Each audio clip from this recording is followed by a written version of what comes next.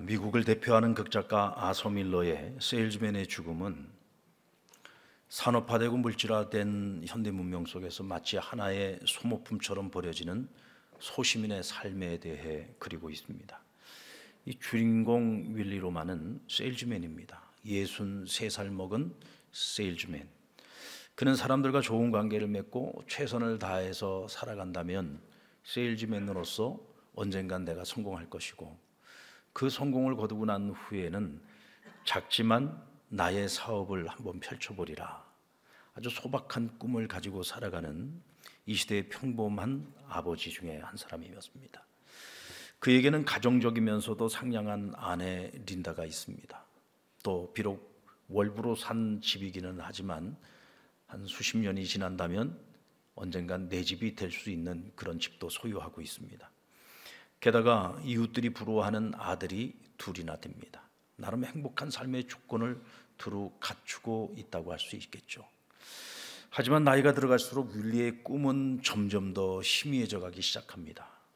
세일즈맨으로서의 성과급은 점점 줄어들기 시작하고 결국 회사에서 일방적으로 해고를 당합니다. 희망의 상징이었던 두 아들도 아버지의 무능함을 비난하면서 빗나가기 시작하죠.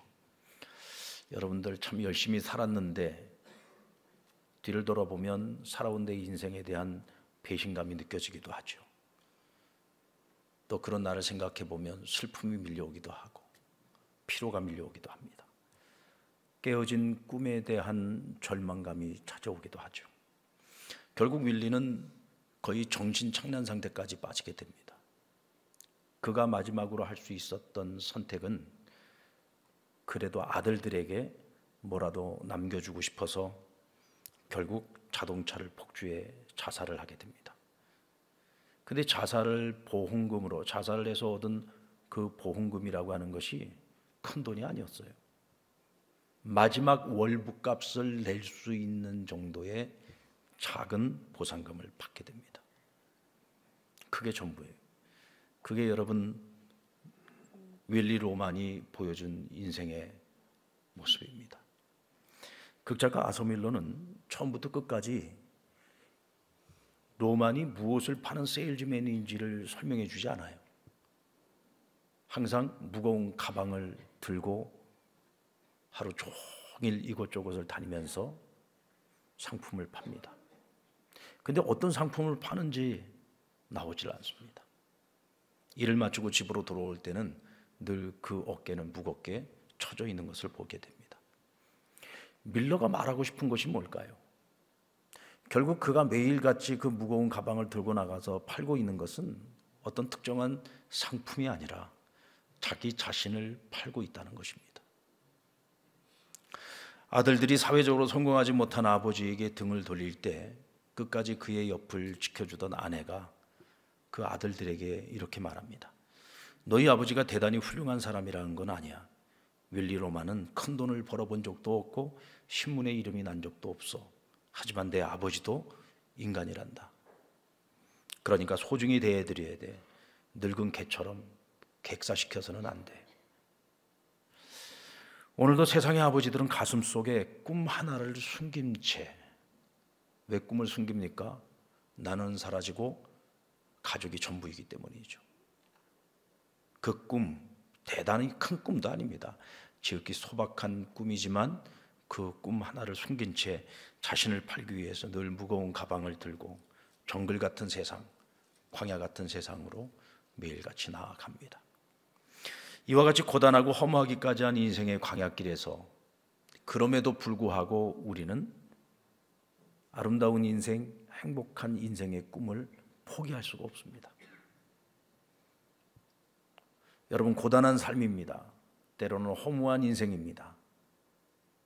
그러나 여러분, 그 소박한 꿈마저 버릴 수는 없지 않습니까? 만약 우리가 그 꿈마저도 버리고 살아간다면 세상의 아버지들은 모두가 어느 세일즈맨의 죽음처럼 염세주의에 빠지든지 아니면 허무주의에 빠지든지 아니면 그냥 하루하루를 버티고 견디어내면서 삶을 위해, 생존을 위해서 그냥 그렇게 살아가야만 하는 비극적인 인생을 살아갈 수밖에 없습니다. 어느 책에 보니까 사막이 아름다울 수 있는 것은요, 그 사막에 오아시스가 감추어져 있기 때문이다라고 소개하더라고요. 무슨 얘기입니까? 제 아무리 사막이라도 감추어진 오아시스를 만날 수만 있다면, 그 오아시스를 발견할 수만 있다면 사막도 살만한 곳이고 사막도 아름다울 수 있다는 겁니다. 이스라엘 백성들이 광야길을 걸을 때 그들이 걸었던 시나이 반도에는요 450개가 넘는 오아시스가 있다고 합니다. 그러니까 하나님께서 40년 동안 이스라엘 백성들을 구름 기둥으로 앞서 이끌어 주셨잖아요. 그들을 인도해 주셨습니다. 하나님께서 인도하실 때 그들을 어디로 인도하셨을까요? 하나님께서는 그들을 늘 오아시스로 인도해 주셨던 거죠. 450개의 오아시스가 어느 곳에 있는지 하나님보다 잘 아시는 분이 어디 있겠습니까? 그들을 오아시스로 인도를 합니다. 때로는 오아시스를 찾지 못했을 때에 이스라엘 백성들이 하나님을 원망하죠. 그때 하나님께서는 모세의 지팡이로 반석을 쳐서 그곳에서 물을 내어 그들을 마시우게 하시게 되었습니다. 어쨌든 40년 동안 이스라엘이 그 땅 광야에서 버텨낼 수 있었던 것은 오아시스가 있었기 때문입니다. 그래서 이스라엘은 광야길을 걸으면서 참 인생이 고달프다, 고통스럽다, 힘들다 노래를 부르면서도 오아시스를 만날 때마다 그래도 인생은 아름다운 거야 라고 말할 수 있었을 겁니다. 결국 이스라엘 백성들에게 오아시스는요 하나님 자신이었습니다.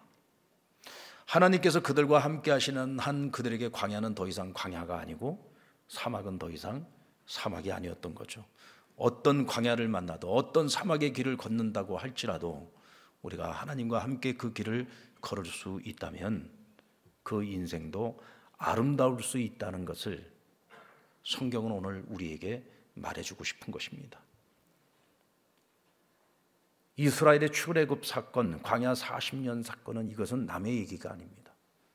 오늘 우리도 그 길을 걷고 있고, 근데 그 길을 홀로 걸어갈 것인지 아니면 누구와 그 길을 걸어갈 것인지, 그것이 얼마나 중요한 것인지를 오늘 성경은 우리에게 말씀해 주고 있습니다. 이번 다니엘 기도에서도 우리는 광야와 같은 이 인생길을 걸어가던 사람들이 하나님을 만났어요. 주님을 만납니다. 그리고 그 혹독했던 인생들, 아무런 희망도 소망도 없었던 인생들이 완전히 역전의 인생을 살아가게 된 자신들의 이야기를, 간증을 통해서 우리가 얼마나 많은 은혜를 받았습니까? 근데 사실 저는 그 간증을 들으면서요 이런 생각이 들었어요. 저들이나 우리나 내용만 조금 다를 뿐이지 다 같은 이야기입니다.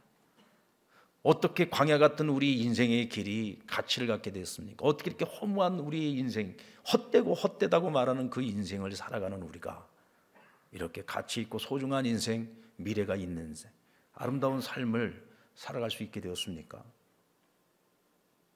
우리 인생에 하나님께서 찾아오셨기 때문에, 그분을 만났기 때문이고 그분과 함께하고 있기 때문입니다. 전도서 저자인 솔로몬은 다윗의 아들이요 예루살렘의 왕이었습니다. 또한 그는 자기 스스로를 가리켜서 전도자라고 말합니다. 이 전도자라고 하는 것은 인생의 진리, 인생의 비밀에 대해서 가르쳐주는 스승을 말할 때 전도자라는 말을 씁니다.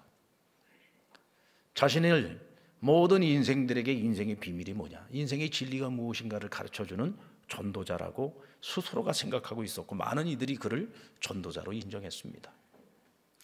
그는 다윗의 아들이었지만은 사실은 아버지 다윗의 왕위를 물려받을 가능성은 단 1%도 없는 사람이었어요. 왜냐하면 위로도 형들이 있었습니다. 그런 솔로몬이 왕이 된다? 사실상 확률로 보면은 1%의 가능성도 없었어요. 전적인 하나님의 은혜로 말미암아 아버지 다윗의 왕위를 물려받게 됩니다. 그리고 하나님은 그를 평화의 왕이 되게 하셨어요. 그는 전쟁 한 번도 치르지 않고도 하나님이 주시는 이 특별한 지혜를 가지고 온 세상의 왕들을 다 무릎 꿇게 만들었습니다. 그로부터 지혜를 배우기 위해서 세상의 많은 왕들이 그 먼 곳을 목숨을 걸고 예루살렘까지 그를 한번 만나기 위해서 찾아오지 않았습니까? 태평성대를 이루었습니다. 이스라엘의 역사에 있어서 가장 왕성했던 시대, 가장 풍요로웠던 시대를 이끌어 나갔던 왕이 바로 솔로몬이었습니다. 그는 세상의 부귀영화 다 누려봤어요. 세상의 즐거움과 쾌락을 다 누려봤습니다. 어느 것 하나 부족함 없이 모든 걸 다 누려본 사람입니다. 그런데도 불구하고 전도서 1장에 보면 그가 말하기를 인생은 헛되고 헛되니 모든 것이 헛되다고 말합니다. 여러분들 인생이 헛되다고 생각하십니까? 인생을 살아보니 솔로몬이 깨달은 것처럼 여러분도 참 허무하다는 생각이 드십니까? 그러나 솔로몬은 그의 인생의 광야에서 오아시스를 만났습니다. 그의 인생의 광야의 오아시스는 바로 여호와 하나님을 만난 거예요. 그분을 만나면서 고단한 광야길에서 그는 하나님이 주시는 쉼을 누리게 됩니다. 하나님이 주시는 지혜를 가지고 매일 반복되는 하루하루이지만 그 반복되는 하루하루의 일상의 삶을 매일매일 새롭게 살아갈 수가 있었습니다. 뿐만 아니라 사람들은 그를 기억해 주지 않는다 할지라도 하나님께 기억되는 인생을 살아갈 수 있게 되었습니다. 결국 솔로몬이 이 전도서를 통해서 말하고 싶은 것은 인생은 허무하다, 헛되다 이거를 말하려고 하는 것이 아니에요. 헛될 수밖에 없고 허무할 수밖에 없는 우리의 인생의 광야길이지만 우리가 그곳에서 여호와 하나님을 만나고 그분과 함께 동행할 수 있는 인생을 살 수만 있다면 우리 인생이 가치를 가질 수 있고 아름다운 인생을 살아갈 수 있다는 거예요. 자, 그렇다면 광야길은 저와 여러분이 다 함께 걸어가야 되는 길이고 피할 수 없는 길인데 우리가 아름다운 인생을 살아가려면 오아시스를 만나야 되겠죠. 그렇다면 하나님이 우리에게 허락하신 그 오아시스는 무엇일까요? 광야 전문가 이진희 목사의 책 광야를 읽다에 보면은요, 광야와 같은 인생을 살아가고 있는 우리에게 하나님께서 허락하신 세 가지 오아시스가 나옵니다. 그 첫 번째는 예수 그리스도이시고, 둘째는 교회, 셋째는 주일입니다. 우리 한번 따라해 볼까요? 예수님, 교회, 주일. 이 세 가지가 하나님께서 우리에게 주신 오아시스라는 거예요. 여러분, 우린 다 가지고 있잖아요. 우리 예수님 만났잖아요. 오늘 우리 교회 한 공동체 일원으로 살아가고 있잖아요. 우리가 매 주일마다 이렇게 주님 앞에서 주일날 성수를 하며 안식을 누리고 있잖아요. 근데 여러분, 우리가 당연하게 누리고 있는 이 세 가지 오아시스를 이 세상에는 전혀 알지도 못하고 누리지도 못하고 여전히 광야를 헤매고 있는 수많은 인생들이 있습니다. 우리는 그것 하나만으로도 정말 우리가 얼마나 복된 영혼인지, 복된 인생인지를 알아야 돼요.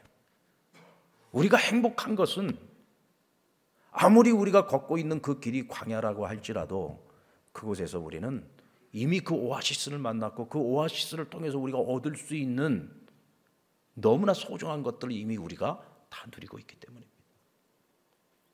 우리가 다시 한번 기억할 수 있기를 바랍니다. 예수님께서는 세상의 모든 목마른 자들에게 내게로 와서 마시라고 말씀하십니다. 요한복음 4장 14절에 보면 수가성의 사마리아 여인과 대화를 나누던 중에 주님께서 그에게 말씀하십니다. 내가 주는 물을 마시우는 자는 영원히 목마르지 아니하리니 내가 주는 물은 그 속에서 영생하도록 솟아나는 샘물이 되리라 하셨습니다. 주님이 주시는 물은 영원히 목마르지 아니하는 샘물이다, 영생하도록 솟아나는 샘물이다 라고 말씀하셨는데 여기서 말하는 그 샘물이 누구냐? 바로 예수님 자신을 말하고 있는 것이죠. 할렐루야. 예수님께로 나아오면 예수님께서 영원히 마르지 아니하는 샘물을 주시겠다는 거예요. 근데 그 샘물이 누구냐? 곧 예수님이신 겁니다. 그리고는 오늘 본문인 요한복음 7장 37절에서 이렇게 말씀하시죠. 누구든지 목마르거든 내게로 와서 마셔라. 예수님이 샘물이란 말이죠. 영원히 마르지 아니하는 샘물. 그러니 와서 나를 마시라는 거예요. 예수님을 마시라는 겁니다. 예수님을 마신다라고 하는 것은 무엇을 의미하는 거예요? 예수님을 믿으라는 거죠. 예수님이 영원히 마르지 아니하는 샘물이라는 것을, 영생하도록 솟아나는 샘물이라는 사실을 우리가 믿으면 예수님께서 우리의 영혼이 목마르지 아니하게 하시겠다는 거예요. 예수를 믿는 자들에게 약속하신 것이 뭐예요? 그 배에서 생수의 강이 흘러나리라 그랬어요. 여기서 이 생수의 강이란 성령을 의미하는 것이죠. 우리가 예수님을 믿을 때, 예수님을 수용하고 받아들일 때 예수님께서 우리로 하여금 성령으로 충만하게 하시겠다는 겁니다. 성령으로 충만한 인생. 그래서 광야 같은 인생길을 걸어간다 할지라도 어느 누구도 누릴 수 없는 아름답고 가치 있는 인생의 길을 걸어가게 하시겠다는 약속을 우리에게 주시고 있는 겁니다. 여러분, 광야 같은 인생의 길에서 우리가 반드시 발견해야 될 오아시스, 바로 그 오아시스는 예수 그리스도이십니다. 예수 그리스도는 우리가 굳이 찾아 헤맬 필요는 없어요. 우리가 스스로 우물을 파려고 노력할 필요도 없습니다. 왜냐하면 샘물이신 예수님께서 항상 우리에게 먼저 다가와 주시고 먼저 손을 내밀어 주시기 때문이죠. 그래서 오늘 저와 여러분이 이미 그 오아시스를 만나서 주님 안에서 우리가 누릴 수 있는 모든 것들을 지금 다 누리면서 살아갈 수 있는 거예요. 지난주에 우리 상랑교회에 많은 분들이 처음 이 자리에 오셔가지고 함께 예배를 드렸습니다.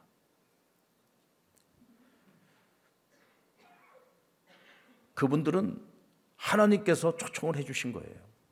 우리 상랑교회 성도들을 통해서 그분들을 우리 상랑교회로 초청을 해주신 거죠. 하나님을 예배하는 이 예배의 자리로 초청을 해주신 겁니다. 하나님의 생명이 있는 이곳, 영원히 솟아나는 샘물, 그 샘물이 있는 이곳으로 하나님께서 직접 우리를 초청을 해주신 거예요. 그 초청에 응하여 이 자리에 온 것만으로도 그분들에게는 엄청난 축복인 겁니다. 아멘. 그런데 그분들이 꼭 알아야 될 것이 있어요. 그게 뭐냐면 내 영혼이 목마르다는 겁니다. 분명히 주님께서 말씀하시기를 목마른 자들아 내게로 오라 그랬어요. 목마른 자가 내게로 오는 거예요. 내가 목이 마르니까 주님께로 오는 겁니다. 내가 내 영혼이 목마르다는 것을 아는 사람들이 주님의 초청에 응할 수 있는 것이죠. 그리고 주님을 마시울 수 있는 겁니다. 주님을 마신다라고 하는 것은 주님만이 내 영혼의 갈증을 해결할 수 있는 유일한 답이라고 하는 것을, 그분만이 나의 유일한 구세주가 될 수 있다는 것을 내가 믿고 받아들이는 것을 의미하죠.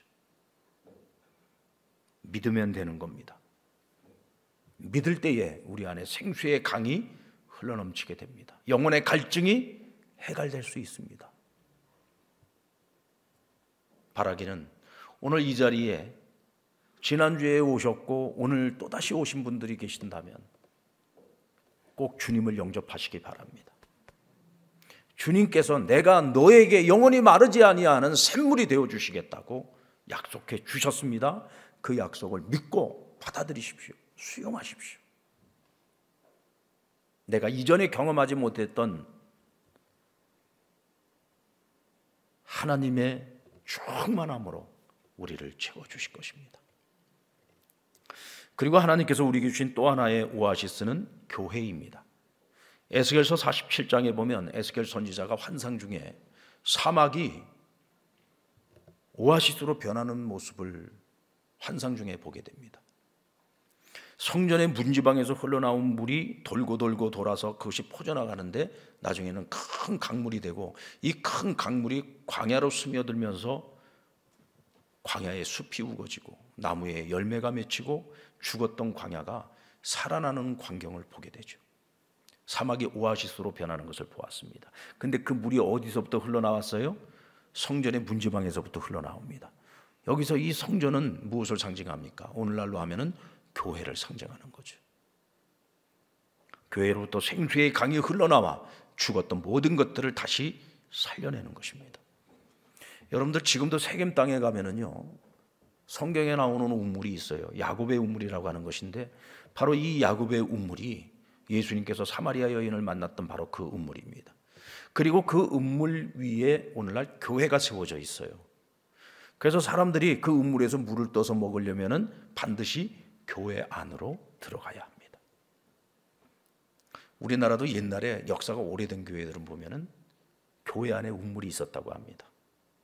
그래서 교인들도 그 우물에서 물을 길러 먹지만 주변에 있는 이웃 동네 사람들도 물을 길러 먹으려면 어디로 들어와야 돼요? 교회로 들어와야 돼요.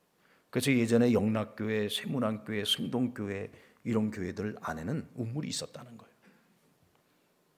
여러분, 교회는 우물과 같은 존재입니다.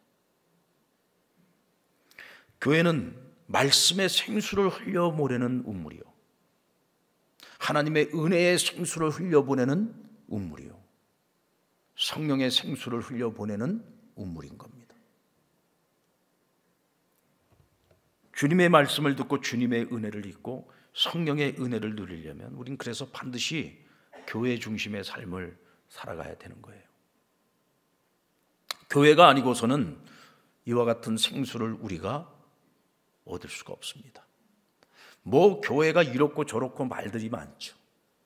그런데 여러분, 그럼에도 불구하고 하나님께서 우리에게 영원한 생수를 주실 수 있는 유일한 통로는 오직 교회밖에 없습니다. 그래서 오늘 이 세상을 방황하고 있는 많은 영혼들에게 교회는 마치 오아시스와 같은 그런 존재인 거죠. 여러분들, 교회를 가까이 하십시오. 교회를 가까이 하셔야 돼요. 예수님을 믿는다는 것은 곧 교회를 가까이 하는 거예요. 예수님과 멀어지면 우리는 교회와 멀어집니다. 교회와 멀어지면 예수님과 멀어지고 하나님과 멀어지고 은혜와 멀어지고 성령님과 멀어질 수밖에 없습니다. 또 뿐만 아니라 교회는 하나님의 은혜를 흘려보내는 통로요. 교회가 통로입니다. 여러분, 물이 수도관을 통해서 사람들 가정으로 각 배달이 되잖아요.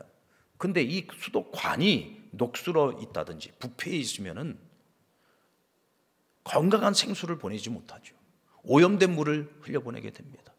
그래서 교회는 끊임없이 갱신해야 되고 교회는 끊임없이 스스로를 돌아보면서 거룩하고 정결함을 잃지 않기 위해 노력해야 되는 것입니다.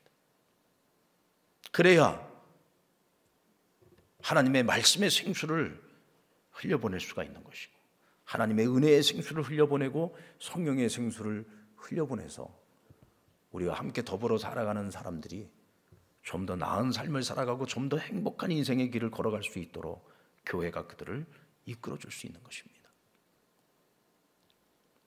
그리고 세 번째 오아시스는 주일입니다. 여러분, 사막에 길이 있을까요, 없을까요? 뭐 맨 모래밖에 없는데 사막에 뭔 길이 있습니까? 근데 그렇지 않다는 거예요. 사막에도 길이 있답니다. 그 길을 우리는 모르지만 그 사막에서 살고 있는 베두인들은요, 그 길을 다 알고 있습니다. 그들 눈에는 길이 보이는 거예요. 근데 이 사막의 지도를 보면은 직선으로 되어 있지 않고 돌고 돌도록 되어 있다는 거예요, 지도가.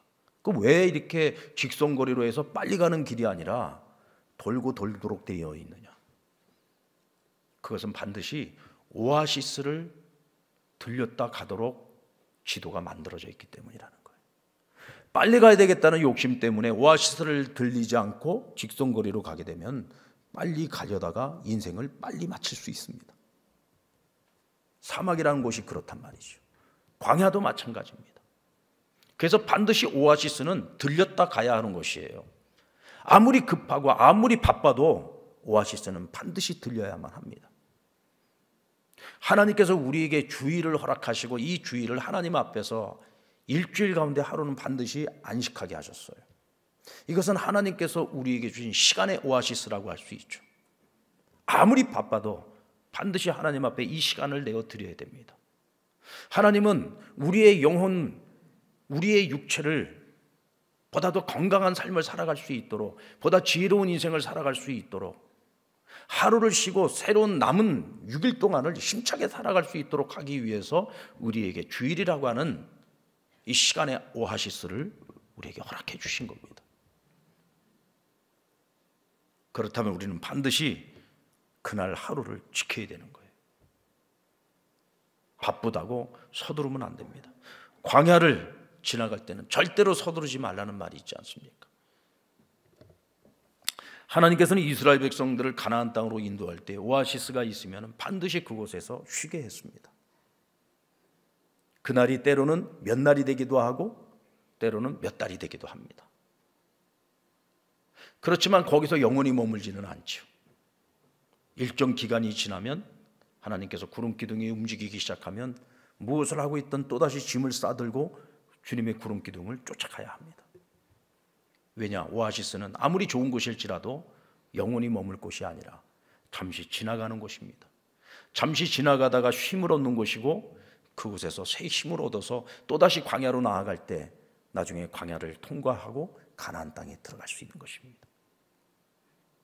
여러분, 우리가 주일에 와서 이렇게 함께 은혜를 받고 주님이 주시는 생수를 마시고 하나님이 또 새롭게 주시는 만나를 먹고 그렇게 우리가 또 한 주간을 살아가잖아요. 근데 주일날 와서 여기 너무 좋다고 매일같이 우리가 세상 일 아무것도 안 하고 교회에만 맨날 모여 있으면 되겠습니까? 아니죠. 주님 만나고 새 힘을 얻어 한 주간을 세상에 나아가서 우리가 또 열심히 믿는 자로서 사명을 가지고 살아가는 것입니다.